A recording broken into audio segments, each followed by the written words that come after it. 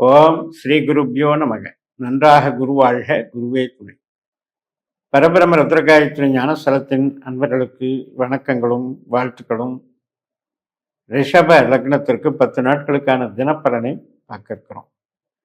அதாவது ஜனவரி 11 ஜனவரி 20 வரைக்கும். முதல் நாள் ஜனவரி 11 வந்து ஞாயிற்றுக்கிழமை. நம்ம லக்னத்திற்கு 6ஆம் வீடான துளாராசியில சந்திரன் சித்திரை நட்சத்திரத்தில் போறார். மாலை 6:11 வரைக்கும். இந்த சித்திரைங்கிறது வந்து செவ்வாயினுடைய நட்சத்திரம். அப்ப செவ்வாய் வந்து 8ல் இருக்கார்.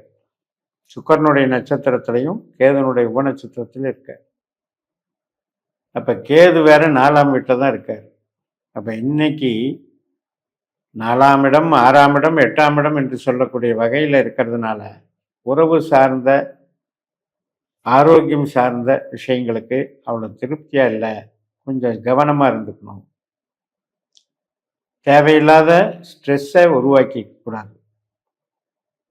மன அதிருப்தி. ஆனால் வேலை பார்க்குறவங்களுக்கு ஒர்க்கு கரெக்டாக போய்கிட்டு இருக்கும். அதில் ஒன்றும் பாதிப்பு வராது. சில பேருக்கு நஷ்டப்படுறதோ கஷ்டப்படுறதோ, ஏன்னா செவ்வாய் சில பேருக்கெல்லாம் ஆகாமல் இருந்தது அப்படின்னா அவங்க ஜாதகத்தில் 8ஆம் பாவம் 12ஆம் பாவத்தோடு இருந்தால் சில விபத்துகள் கூட நேரலாம். கொஞ்சம் கவனமாக இருந்தது. ஜனவரி 12ஆம் தேதி திங்கட்கிழமை சுவாதி நட்சத்திரம் இரவு 9:04 வரைக்கும் இருக்கு.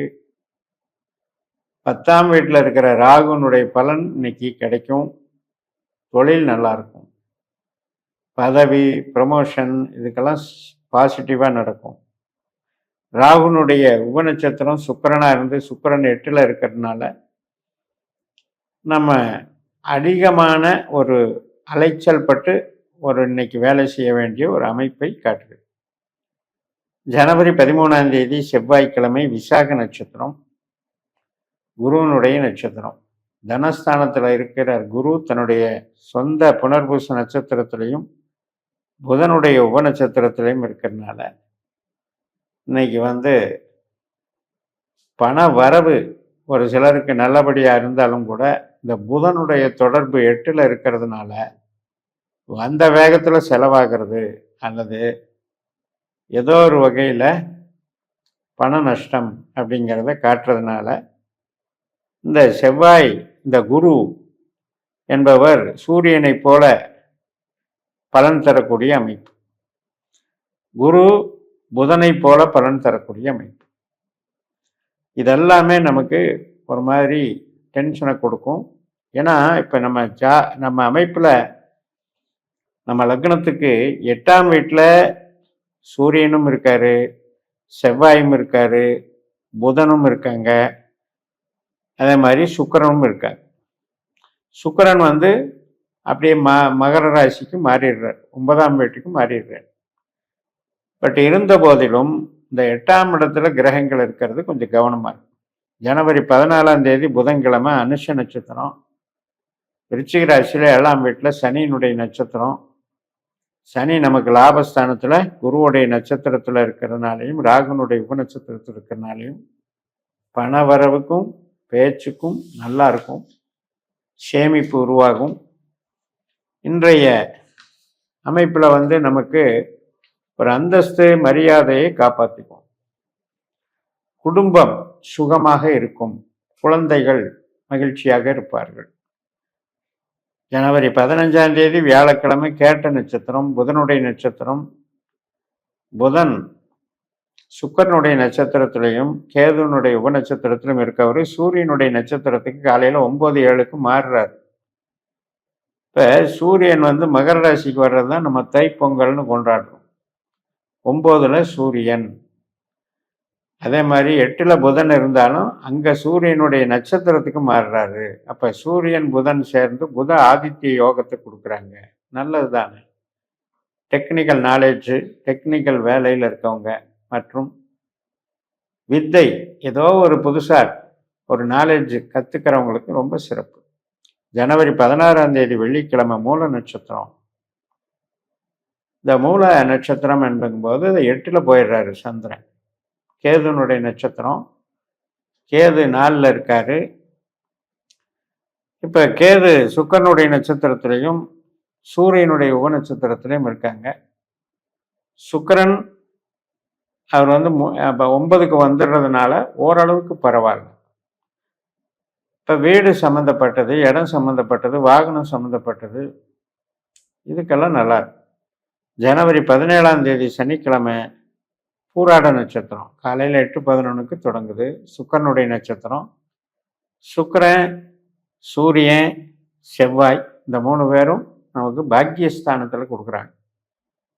அதனால் ஒரு நல்ல அமைப்பு இருக்கும். அக்கௌண்ட்ஸு சம்மந்தப்பட்டதுக்கெல்லாம் நல்லா இருக்கும். கவர்மெண்ட் சம்மந்தப்பட்டதுக்கு நல்லா இருக்கும். சிறப்பாக இருக்கும். ஜனவரி 18ஆம் தேதி ஞாயிற்றுக்கிழமை உத்திராட நட்சத்திரம் காலையில் 10:13க்கு தொடங்குது. இப்போவும் சூரியன் பலம்தான். அதனால் ரியல் எஸ்டேட்டு, கன்ஸ்ட்ரக்ஷன், மருத்துவ தொழில், வியாபாரம், அனைத்து விதமான வியாபாரம், கவர்மெண்ட் ஆஃபீஸ் சம்மந்தப்பட்ட விஷயங்கள் எல்லாமே சிறப்பாக இருக்கும். வளர்ச்சிக்குரிய நாளாக இருக்கும்.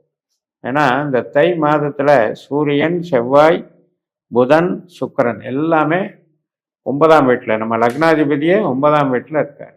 சூரியனை போல பலன் தர்றார். அதனால் 9ஆம் இடத்துல இருக்கிற இது 4ஆம் இடத்துல இருக்கு. 9ஆம் இடத்துக்கு 8ஆம் இடமான 4ஆம் இடத்தை காட்டு. பொருள் பற்றாக இயங்கக்கூடிய ஒரு நல்ல அமைப்பு. ஜனவரி 19ஆம் தேதி திங்கட்கிழமை நண்பகல் 11:51க்கு திருவோண நட்சத்திரம் தொடங்குது. கோயிலுக்கு போகிறது, பூர்வீக சம்மந்தப்பட்ட காரியங்கள், தகப்பனார் சம்மந்தப்பட்டது, சகோதர வழி சம்மந்தப்பட்டது, திருமண காரியம் சம்மந்தப்பட்டது, உறவுகள் எல்லாத்துக்கும் ரொம்ப நல்லா இருக்குது. மகிழ்ச்சியான நாளாக இருக்கும். தெய்வ அனுகிரகம் கைகூடும். கலைகளுக்கு நல்லா இருக்கும். வெளிநாட்டு தொடர்பு பிரயாணத்துக்கும் சிறப்பாக இருக்கும்.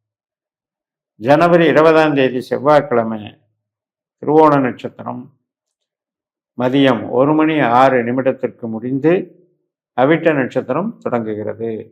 இப்போ நம்ம முதல்ல ஆரம்பித்தது சித்திரை நட்சத்திரம். இப்போ அவிட்ட நட்சத்திரம் 10வது நட்சத்திரம், 10வது நாள்.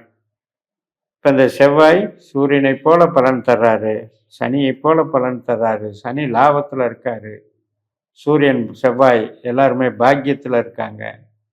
மிகச்சிறப்பான பலன்களை அனுபவிக்கலாம்.